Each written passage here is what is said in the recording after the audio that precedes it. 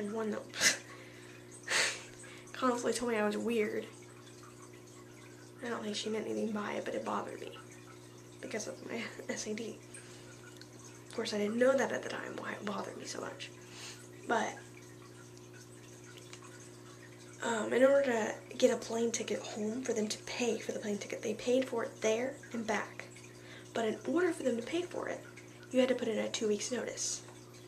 I'm talking this full, like, paperwork. You had to have all these people sign, like administrators and teachers, and you had to have them all sign this. And then you have this little meeting with all these people. Like, you had to sit in the hot seat around this conference table, and you have 5 people around you, all looking at you, telling you why you shouldn't leave. So I had to do that. Of course, that was nerve-wracking. It just... So, like, I had this one day, well, this is what I was going to tell you. I had this one day when I was real sick. And when they told me I couldn't lay down, because I didn't have a fever. See, I don't get fevers very easily.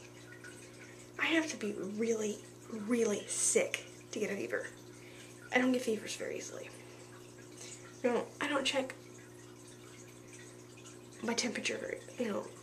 I don't say, oh, I have a cold, I'm going to check my temperature. We don't really have a good thermometer.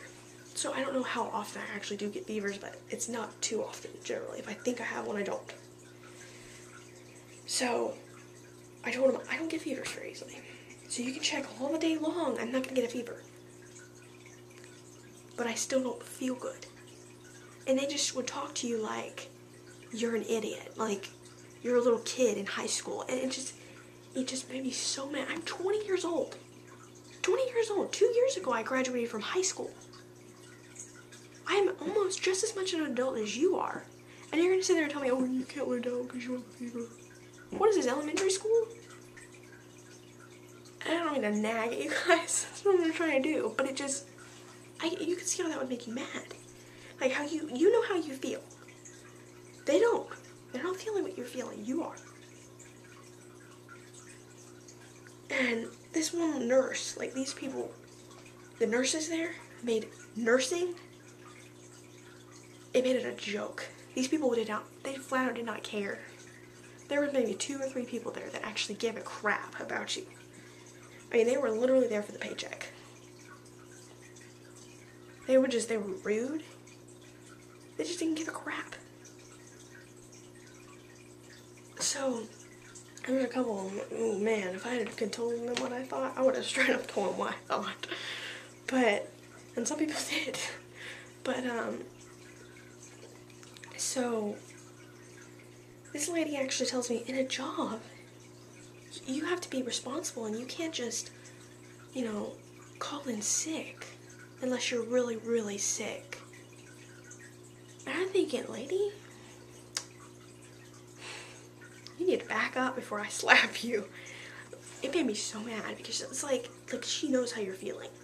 I felt like I was gonna pass out. I was so just exhausted and depressed. And I was sick. Not just having a cold and all the sinus issues I was having. Couldn't breathe because I was so blocked and all that. I had a headache. I didn't feel good.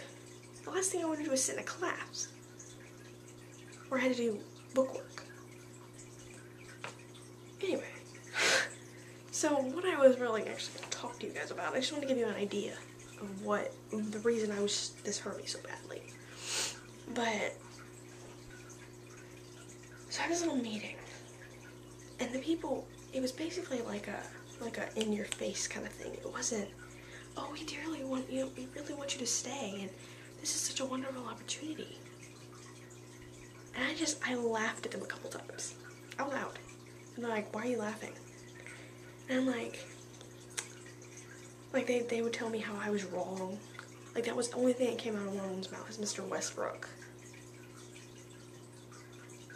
Man, if I didn't have social anxiety disorder, I would have straight up told him to his face what I thought about him. And I did tell him some of it. Surprisingly, because when I get angry, the anxiety just goes out the window. And I usually say stupid stuff, but it's kind of nice. I can actually tell him what I think. But, he's just like, everything that came out of his mouth, he's like, I want to know why you want to leave. Why are you leaving? And I tell him, well, for one, they won't let me get any rest. My roommate plays music all night.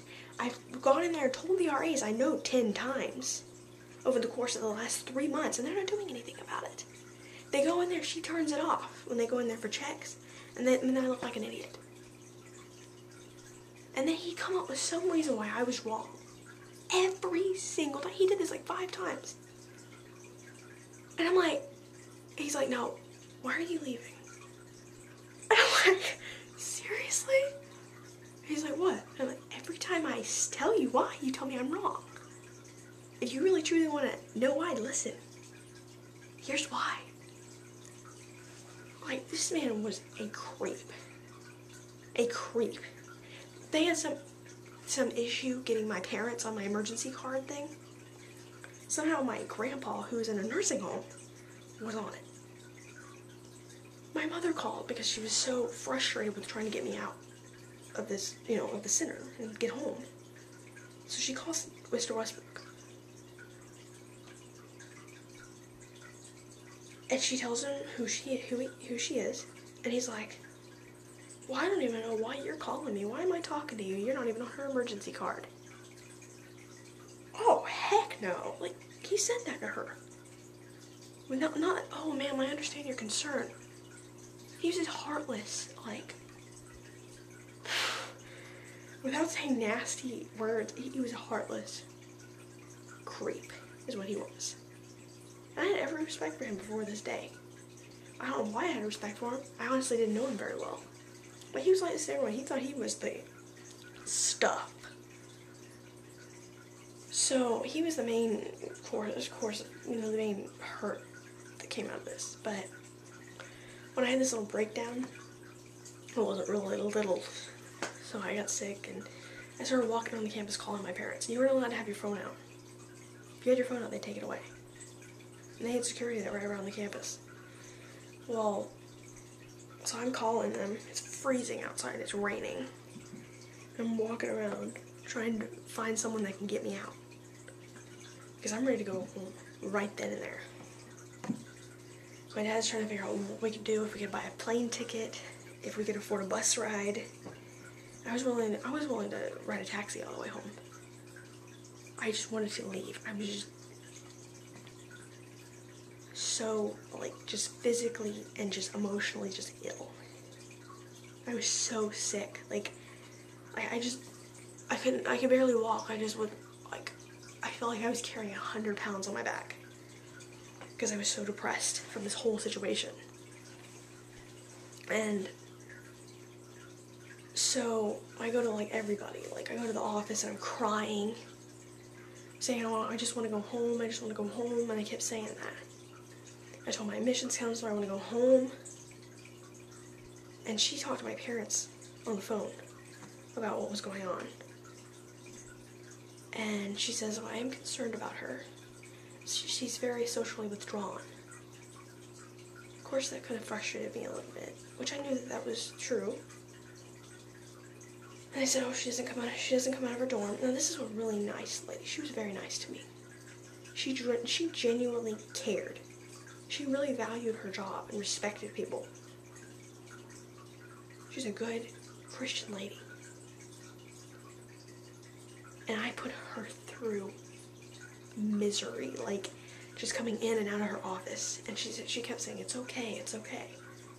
You can come to me anytime. I mean, I talked to her almost more than the psychologist there. But she was helpful. But she couldn't do anything until the big man said, you can do this. So she had a limited amount of power. But, so she's talking to my parents and telling them all this. I'm thinking, I wonder why. Why am I socially withdrawn? So the time I didn't know, that sparked a little bit more of an interest to really go out and say, okay, what's going on with me? Why am I like this? So, and I kind of had an idea what was wrong at the time, when I was there for a while.